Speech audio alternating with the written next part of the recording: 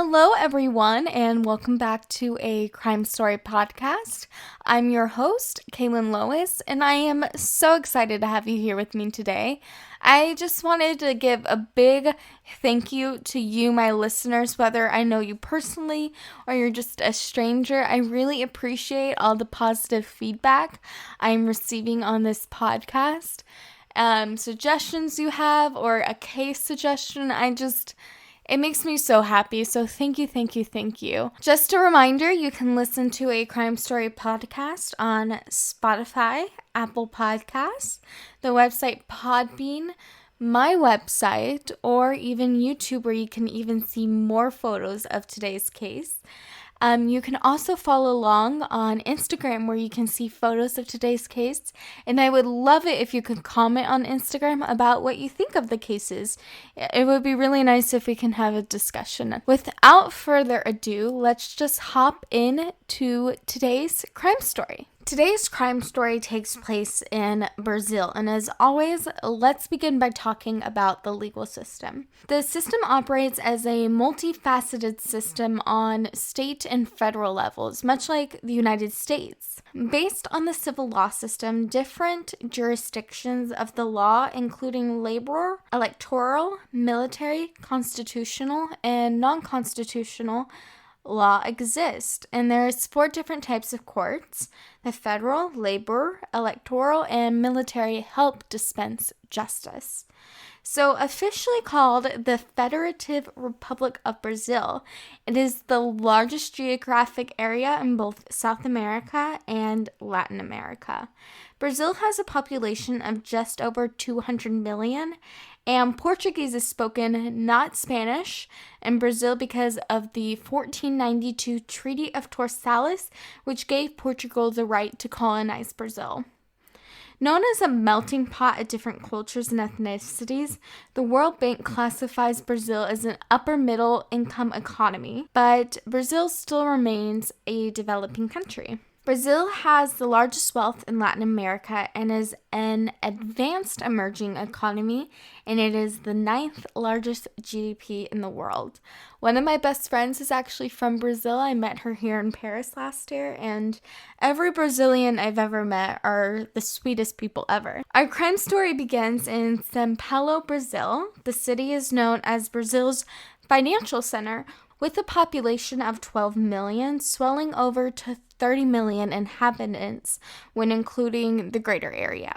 Located in the south and next to the Atlantic Ocean, São Paulo honestly looks like a really cool city that I would love to visit one day.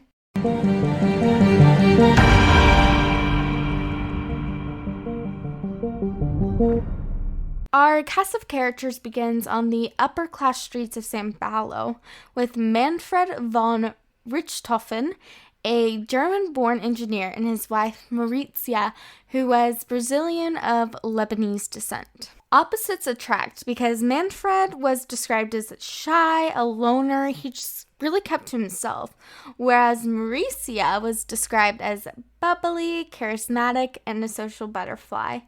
Manfred worked as the director of the state company for highway development in São Paulo, Brazil, and Maurizio worked as a renowned psychiatrist. They were phenomenally successful in life, and the couple lived in a large house. They owned nice cars and are believed to be worth about 5 million United States dollars. For the von Richthofens, education came first. Neighbors state that they just kind of kept to themselves. They really didn't throw parties, and they came off as very serious and intellectual. According to this mystique, Manfred claimed to be related to Manfred von Richthofen, a famed German World War I air ace, better known as the Red Baron of World War I. But the German von Richthofen family just denies this. Manfred and Maurizia had 2 children, Suzane, who was born in 1983, and Andreas, who was born 4 years later. The couple sent their children to the best schools and made sure that Suzane and Andreas took their education seriously. By the age of 18, Suzane could speak 4 languages, Portuguese, Spanish, English, and German. And she earned a brown belt, which is just under a black belt, in Brazilian Jiu-Jitsu. And she had been accepted into a Catholic university to study law. Andreas loved model airplanes. His passion did not impress his friends and classmates, though. And one day he met another plane model aficionado, a boy named Daniel Cavanajos. Daniel did not come from the upper echelon of Sao Paulo, though. Instead, Daniel was older. He was about 21. He was wild, a drug user, and raised in a pretty rough neighborhood. Not only did Andreas hit it off with Daniel as they bonded over model airplanes, but Suzane thought Daniel was the bee's knees, and soon the two started dating. At first, Manfred and Maurizia really didn't mind the relationship. They liked him, they thought he was nice. I mean, how much trouble can a young man who loves model airplanes be, right? But then the parents discovered that Daniel smoked weed, and when I say he smoked weed, he smoked it like 24/7. Also, he didn't have a job, and he wasn't going to school.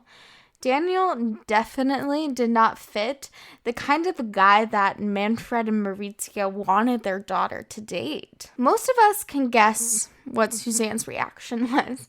She did not care. She just continued to date Daniel and started using drugs with him. She would sneak out of the house to be with him, and she even lost her virginity to the bad boy. Suzane loved her newfound freedom and the rush that the relationship with Daniel gave her. Daniel, 21, and Suzane, 18, soon found drugs much stronger than weed, and they both started huffing paint thinner and glue, as well as dropping ecstasy. Daniel loved that Suzane had money, and Suzane had lots of money. She was known to give gifts to her friends, and that's what she did to Daniel. She gifted him with lavish gifts and cash, and Daniel thought this was his ticket to a better life. They both developed an unhealthy obsession for each other. In the spring of 2002, Manfred and Maurizia went on a month-long holiday, and while their parents vacationed, Suzane essentially moved Daniel into the family home.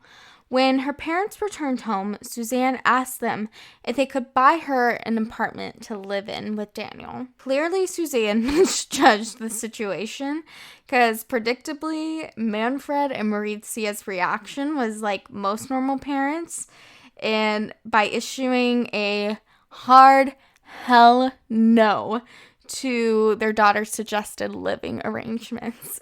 Going even a step further, the parents even banned Suzane from dating Daniel and even threatened to cut off Suzane's finances if she did not comply to this rule. Just as predicted, this only caused Suzane to become sneakier and fueled her desire for Daniel. The young couple just simply continued to see each other behind Manfred and Maurizia's back. On the night of October 31st, 2002, Daniel and Suzane helped Andreas sneak out of the family home and drove him to a cyber cafe to play video games and hang out with friends. Apparently, Andreas did this a lot because there was spotty internet in Brazil at this time, so this was nothing really out of the ordinary. At some point, Daniel and Suzane left to go pick up Daniel's older brother, Christian, who was 26 years old. Apparently, what happened next was planned for months. Some sources say 6 months, others I looked at said 2 months, but the crime was premeditated nonetheless. Suzane could have backed out at any time, but when D-Day came, she just participated eagerly. They already deactivated the house alarm and the security cameras at the family home. Then they took drugs to numb their emotions, pulled their hoods up on their jackets over their heads, and also placed stockings on their heads and gloves on their hands to eliminate any DNA transfer. Suzane went upstairs to check that on her parents and make sure that they were sleeping, and then came back down the stairs to let Christian and Daniel know that her parents were indeed asleep and that they just needed to go and handle it. Suzane sat on the couch while the two brothers went upstairs. In the weeks prior to the event, the boys made iron bars, and now they carry these iron bars as they ascended up the stairs to Maurizia Manfred's bedroom. Daniel went to Manfred's side of the bed, while Christian went to Mauritia's side of the bed. They started swinging the iron bars on their heads while they were sleeping. Christian allegedly had second thoughts at this time, and he began to cry, stating that he just couldn't go through it. Like, he just couldn't kill someone, he couldn't commit murder. And Daniel told him, like, man up. And he just continued to beat Manfred. And while Christian got over his moral misgivings, he followed suit with Maurizia. The two brothers continued to beat Manfred and Maurizia over and over on the head, while Suzane remained downstairs on the couch listening to her parents being murdered. Now, Manfred and Maurizia were fighters, and they did not die from their head getting beaten by an iron rod. Reports differed whether they screamed and they yelled or they cried out, while others speculate that this sound could have just been a death rattle, which is a horrific noise that a person makes as they're dying because they can no longer swallow or cough.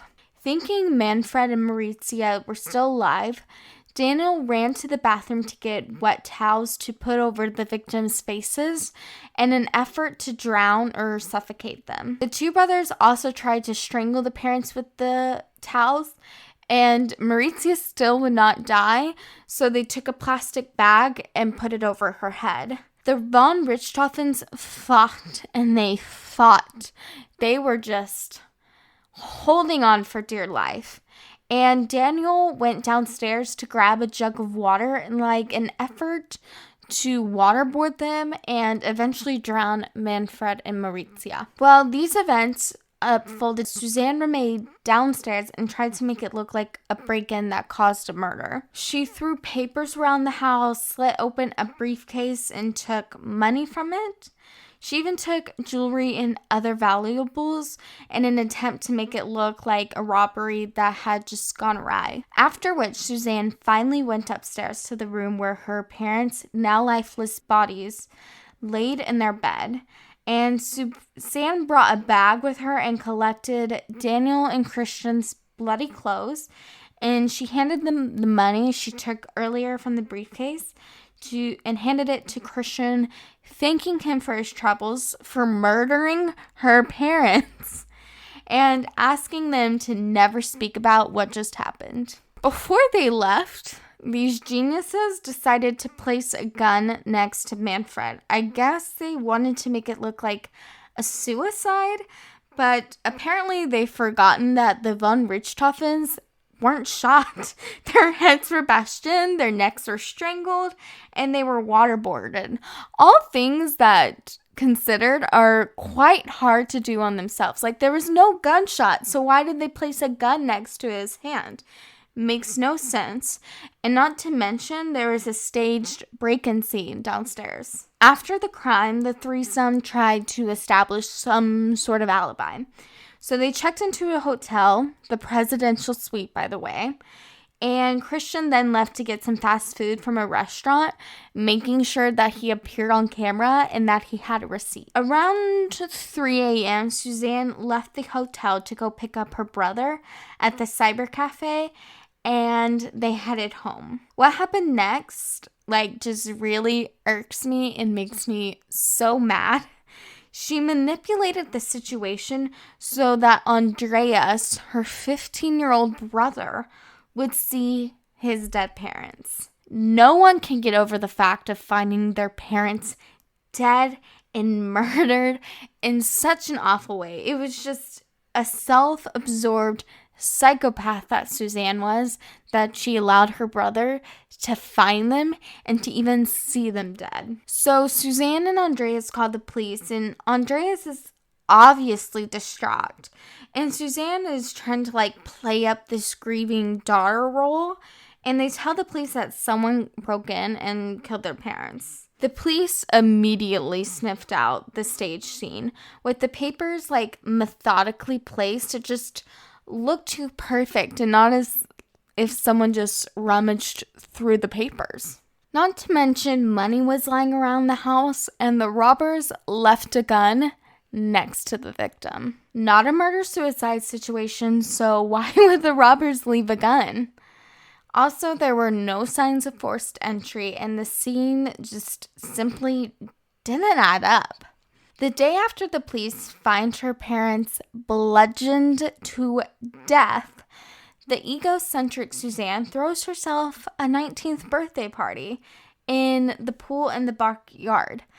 Imagine showing up as a guest to this party and being like, oh yeah, 2 people were murdered upstairs yesterday and they were her parents. Let's party.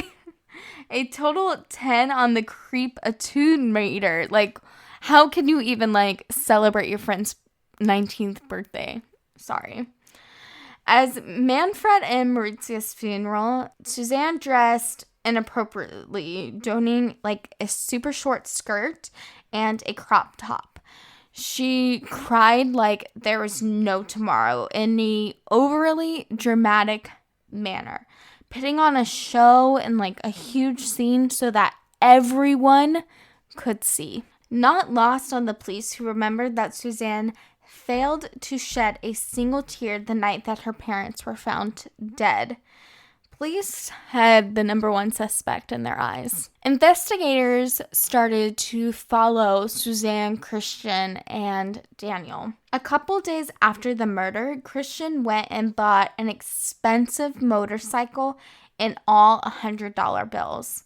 Now, Christian did not have a job. His family had no money, so where did Christian get this money for an expensive motorcycle? It just didn't make sense. So this is when investigators decided to make an arrest. Christian first, followed by Daniel and Suzane. The police separated them and the interrogations began. Suzane broke down nearly immediately and confessed to killing her parents. This is when the media in Brazil went nuts and salivated to get the inside scoop. A beautiful, blonde, well-educated rich girl with a poor, drug-addicted thug boyfriend. The contrast between Suzane's affluent upbringing and the gruesomeness of the crime both shocked and fascinated the Brazilian public. Suzane made the equivalent to bail while she awaited trial.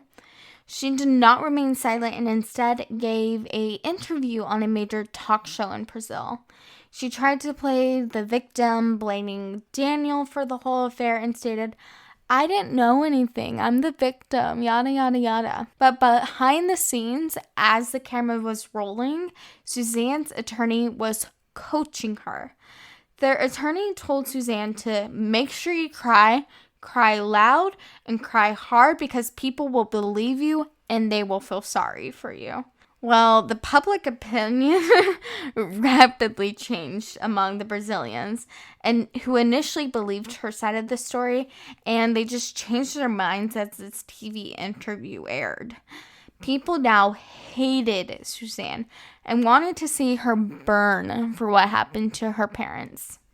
While awaiting trial, people spray-painted derogatory terms on her house, they pelted rocks at her, and the media just crucified her. Suzane did not remain out of custody for long because investigators found the gun hidden in her teddy bear and feared that she might kill her younger brother, Andreas.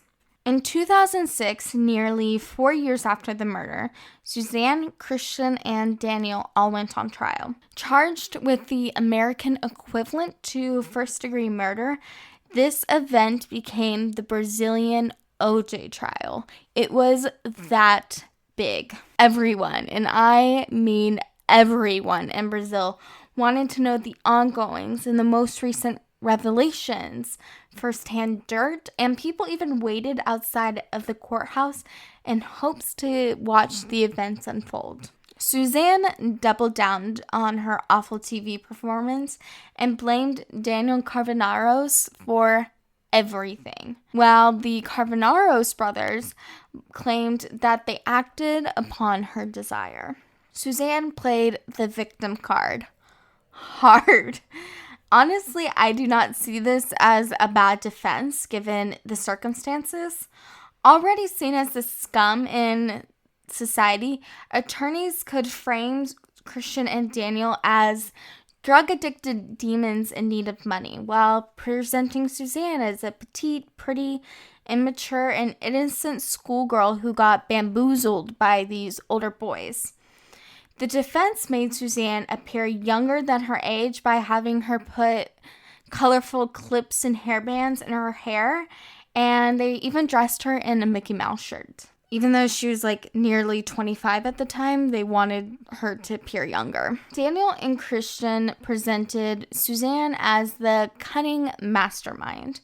They told a wild story of how Manfred and Maurizia were alcoholics who beat both Suzane and Andreas.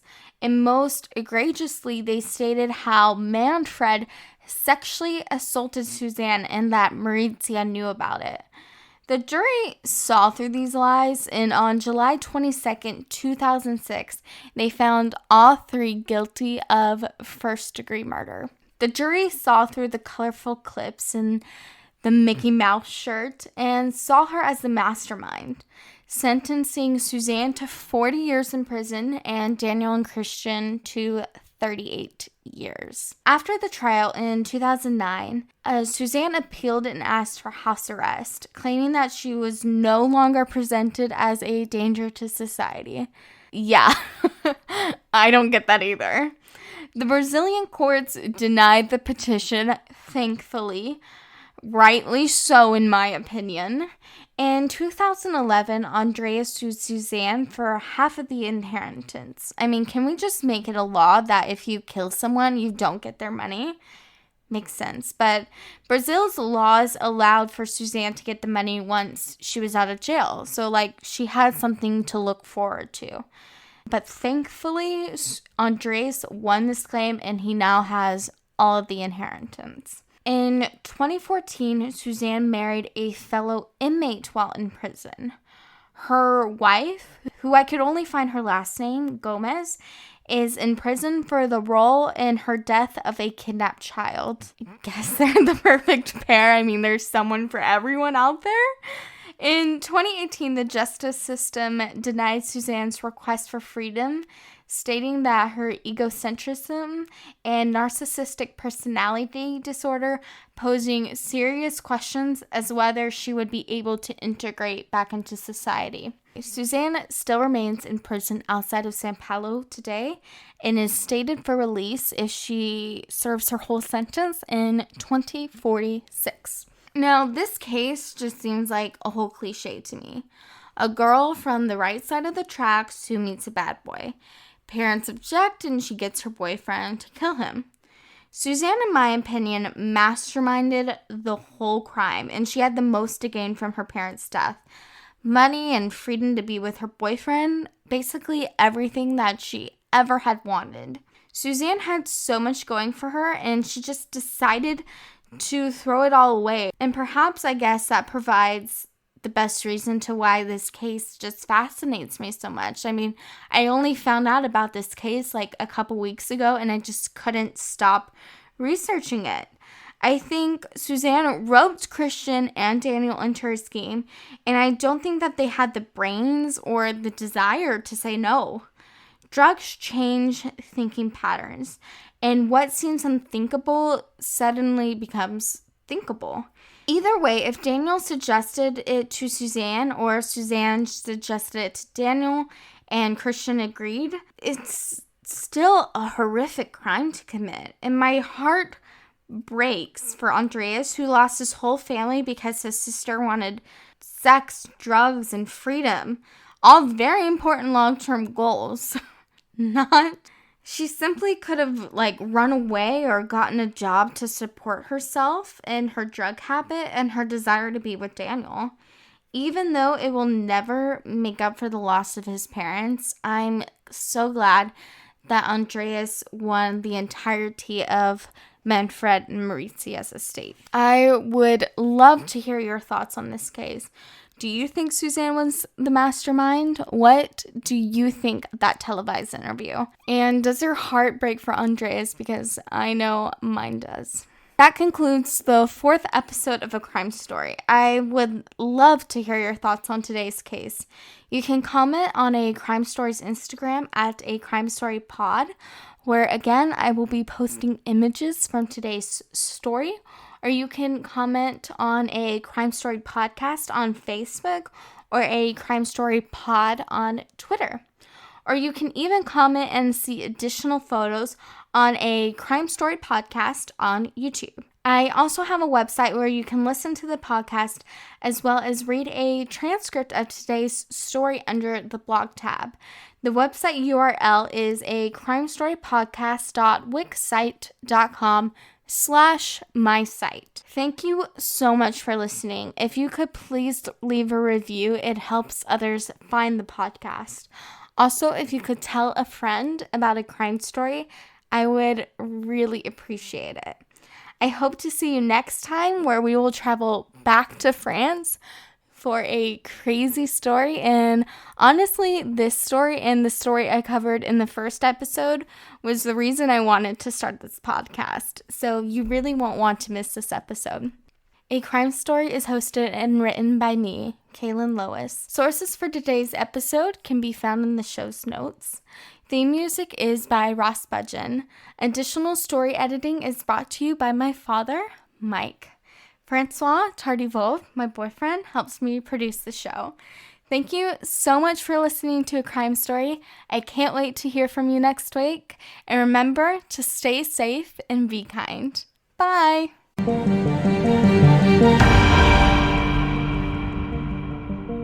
Thank you.